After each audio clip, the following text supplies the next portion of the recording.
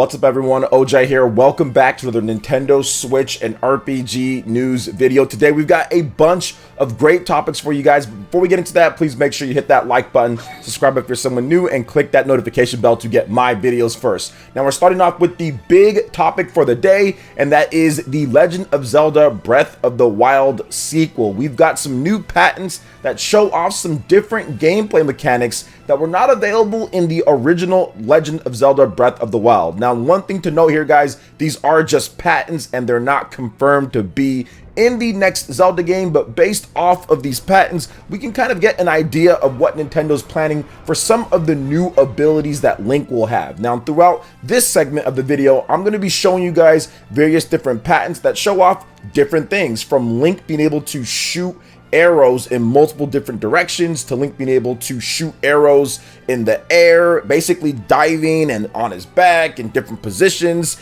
And also there is a patent in here for another Switch. Now we don't know if that is a brand new Switch Pro or Switch 2 or just a regular Legend of Zelda themed Switch OLED. I'm guessing it's going to be something like that, but we just don't know at this point. But you might see other people talk about how there's a new Switch patent or something like that, but we just don't know if it's going to be a brand new Switch, as in Switch Pro or Switch 2, or just a Zelda themed Switch. Now, I'm guessing it's a Zelda themed Switch once again, so don't take it as it's Switch 2 or anything like that, but you just never know at this point. Obviously, the Legend of Zelda Breath of the Wild sequel, if you were going to have a Switch Pro or a Switch 2 or something, that would be a great game to launch it with, just like the Legend of Zelda Breath of the Wild launched with the Nintendo Switch and instantly made the system a success and continued to carry the system pretty much all throughout 2017 as more games were added in.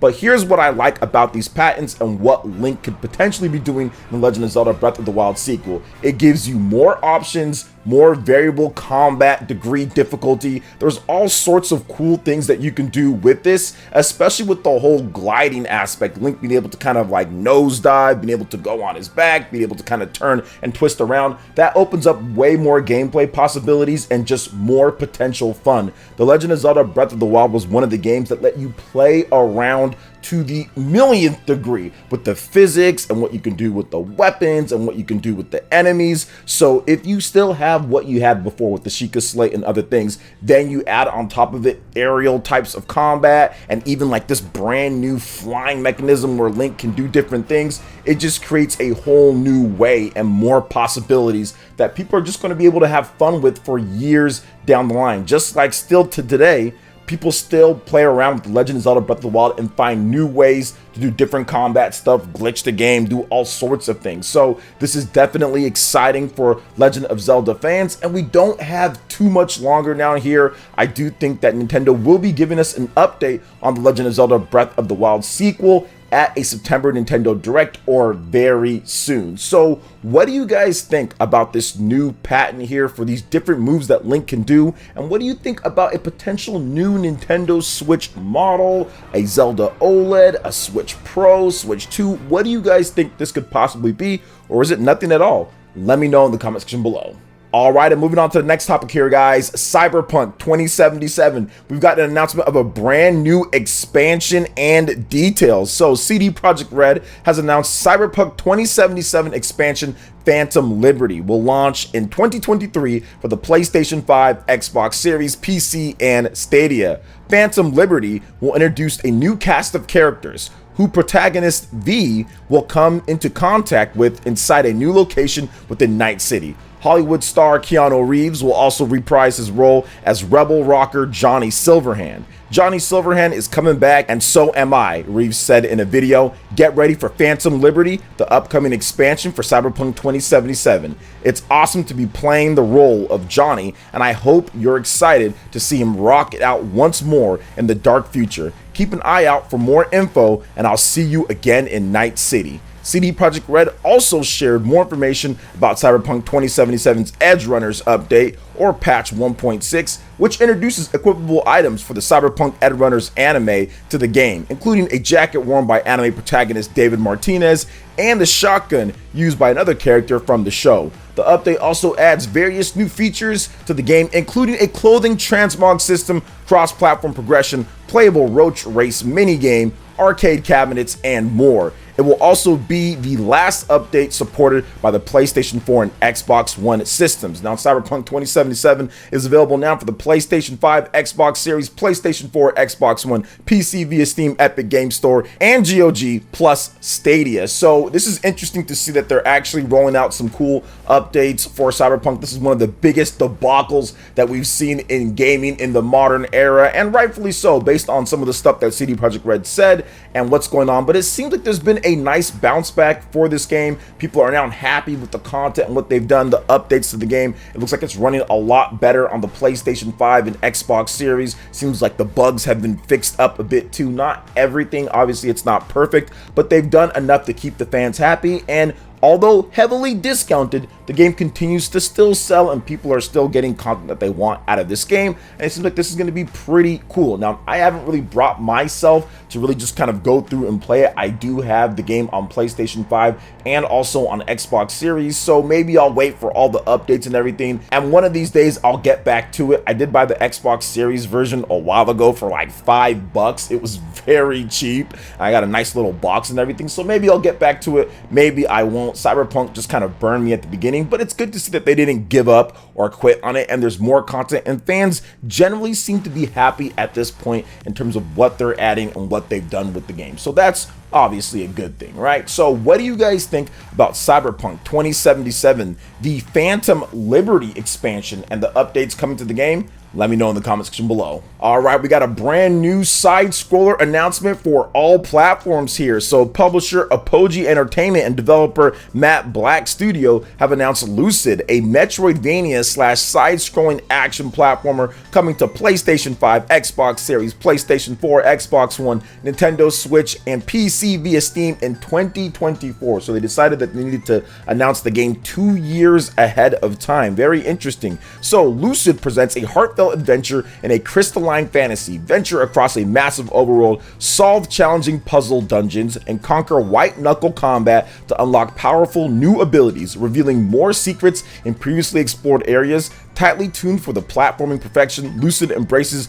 the flow state fun of genre giants like Celeste while writing a love letter to the 2D golden age of Mega Man X and The Legend of Zelda: A Link to the Past and Super Metroid. Man, they are bringing up a lot of heavy hitters. I hope this game can live up to those lofty goals here. Now, explore Aiden, an enigmatic land replete with crystals in the wake of an apocalyptic great fall. The Lucid Giant has fallen and only a few remaining sentinels, practitioners of the crystal arts, can stop the corruption soaking the land. Take up the fight as a young stone-skinned junior sentinel. Seek the shattered pieces of the Lucid Giant and confront the ancient celestial entity which threatens Aiden. So there's a lot more that they talk about this game. They discuss it. You guys are checking out the trailer here. It's just interesting to see a smaller game like this being announced so far ahead of time. So they must think that this game is actually going to be incredible. I don't see why they would announce it so ahead of time if it wasn't like a Kickstarter. Maybe they're just wanting to get this excitement out because they are really looking forward to this game. But maybe it is the next indie darling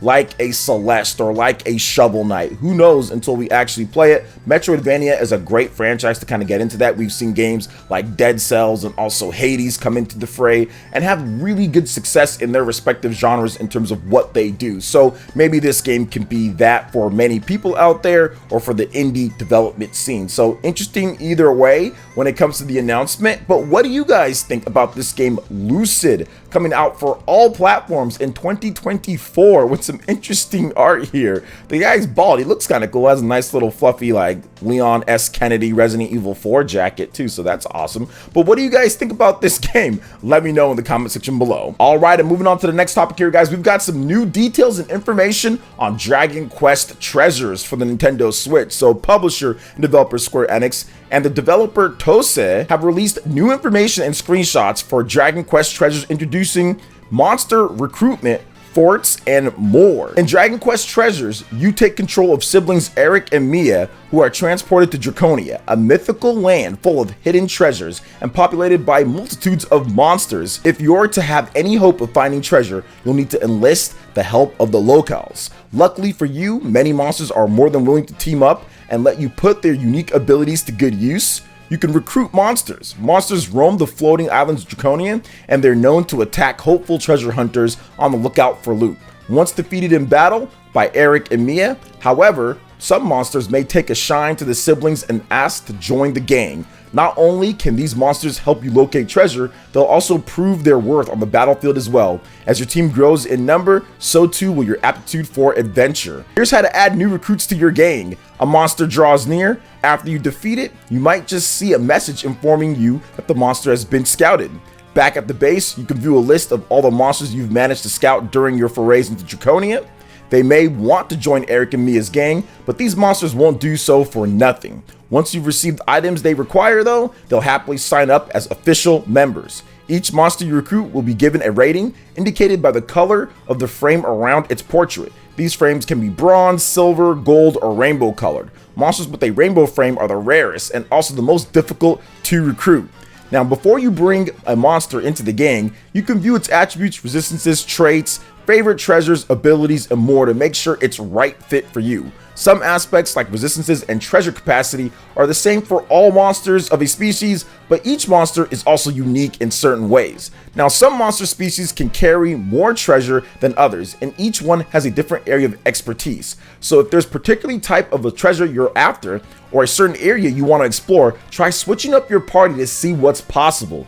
Now, as the word of Eric and Mia's exploits spread, some monsters will apply to join the gang on their own accord. As you collect more treasure and prove your skill, the monsters will surely start flocking to your base. Now, you also have special monsters in here, guys. You have a marble slime, you have a story saber cat, you have all sorts of cool monsters to recruit. So this is a really unique mix and blend of like Dragon Quest monsters, Pokemon, a lot of different games like that. It's not quite the same, but it mixes it in from all these different monster battling and collecting types of games to make a really unique mix where you fight in addition to the monsters as well, kind of like Ni no Kuni or something along the line. So I'm thinking that this game is going to be pretty solid on the Nintendo Switch. It's an exclusive right now, and at this point we don't know if it's coming over to other platforms, but we do know that it's going to be on the Nintendo Switch this December. I did have a video where I went over 11 big RPGs coming to Nintendo Switch recently. If you haven't seen that video, please make sure you go check it out. Link in the description. Dragon Quest Treasures was the last game on the list that we know of for this year. That's a big RPG coming out for the Switch. So I'm interested in seeing exactly how this game goes, and I'll be picking it up ASAP because I do like what they're doing here now that they've given us a better breakdown of exactly how you're going to be communicating with these monsters, how you recruit them on your team, how they fight, and everything. So very good. I love the color-coded system for rarity. So what do you guys think about Dragon Quest Treasures and the new combat mechanics in this game? Let me know in the comment section below. All right, and moving on to the final topic here, guys. It looks like Koei Tecmo is teasing a brand new Atelier game that's going to be coming. So, publisher Koei Tecmo and developer Gust have released a new trailer for the 25th anniversary of the Atelier series, which seemingly teases a new title in development. Surprise, Atelier getting a new game. Now, the trailer introduces every mainline entry in the Atelier series thus far, before ending with a look at previously unseen environments. Quote, whether you started your journey with the first title in the series, Atelier Marie, or became an alchemist with Atelier Sophie 2, we hope you're excited for the future of the series, reads the trailer description. Gust will announce a new game at the Tokyo Game Show 2022 on September 16th. So it looks like this is going to be that. Now, recently they've been doing the Atelier Ryza games to great success, selling 500,000 copies plus, doing fantastic. So it could be Atelier Ryza 3, it could be a brand new arc in the Atelier series. We're not really sure at this point, but I think that fans would be happy with Atelier Ryza 3, or fans would be happy if it's a brand new protagonist. The Atelier series has always done good enough and then some to continue getting new games and to have a solid core base of fans that love to play the games because of the in-depth combat mechanics, the stories, the characters, and the gameplay. So this is awesome to see that there's going to be a new Atelier game at the Tokyo Game Show. I think it's going to be a lot of fun to see what's next in that series, and of course more RPGs coming over to the platforms, Nintendo Switch and more is obviously a good thing. So what do you guys think about all the different topics we've discussed here? From the new mechanics in The Legend of Zelda Breath of the Wild, CyberPunk 2077, new game announcements, Dragon Quest Treasures, Atelier, Tokyo Game Show coming up. You feel that there's any other big announcements that we could get from Japanese developers or Japanese RPGs out there? Let me know your thoughts in the comment section below. All right, guys, that wraps it up for this video here. Thank you so much for watching. I do appreciate it. Please make sure you hit that like button, subscribe if you're someone new, click that notification bell, and we will see you for the next video. Peace.